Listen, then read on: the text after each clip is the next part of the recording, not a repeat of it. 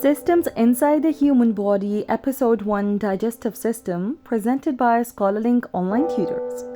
So, a very warm welcome to the new series of episodes in which we will discuss the systems of human bodies one by one at a time.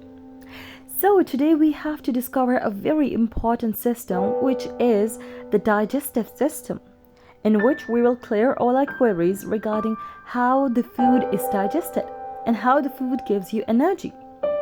So as you know that the digestive system contains various parts such as mouth, esophagus, liver, pancreas, stomach, large intestines and small intestines, which along together constitute the system which is known as the digestive system. Yeah, this system is a very complex system that helps to digest food, and it will tell you the manifestation of how we get energy through the means of food. We always say that food gives us energy, and we eat different kind of food from the different food groups such as carbs, proteins and lipids and all that. So here the journey starts when we enter the food in our mouth, when we chew the food with the teeth, because teeth are the primary organs that help in chewing food. And then the food is then passed through the wave-like movements known as peristalsis along with the walls of the esophagus. You can see this is an inner view of how the food passes from the esophagus due to the movements known as peristalsis. Then the food enters the stomach because esophagus is a pipeline between the mouth and the stomach. Stomach is known as the main kind of digestive system organ. You can say as it is a muscular bag which is J-shaped, and it contains layered walls. In the walls it also contains some bacteria in the stomach which are healthy for Altai. It contains HCl, which is known as hydrochloric acid, and also the walls are covered with the mucus.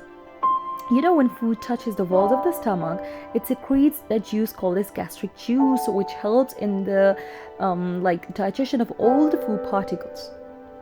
Now here we go with the role of liver that secretes bile, and also the pancreas and gallbladder. The pancreas secretes the pancreatic juice. So these bile and pancreatic juice along together work for the digestion of different food groups. Now shall we discuss the role of small intestines in our digestive system. The things you can see in the diagrams, these are the villi, the parts of the small intestines that are finger-like projections, and they're associated with the absorption of all the essential nutrients into the blood. This is the main part that we can see how it gives energy to our body, because villi are the single finger-like projections, and these are very, very, very small. And each villus is surrounded by capillaries, and when the food enters there, the whole smallest particles of the food are then absorbed by the villi capillaries, and they enter the bloodstream, and they combine together to give us energy.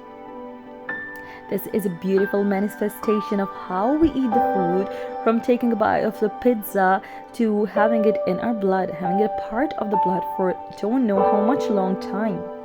It's really an overwhelming signs of the nature. Now, let's discuss the role of large intestines.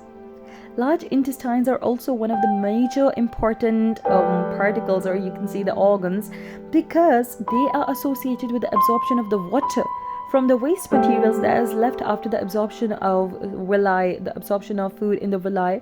The leftover waste material contains water which is absorbed by the large intestines, and then it is removed from the body from defecation reflexes. The waste material is removed.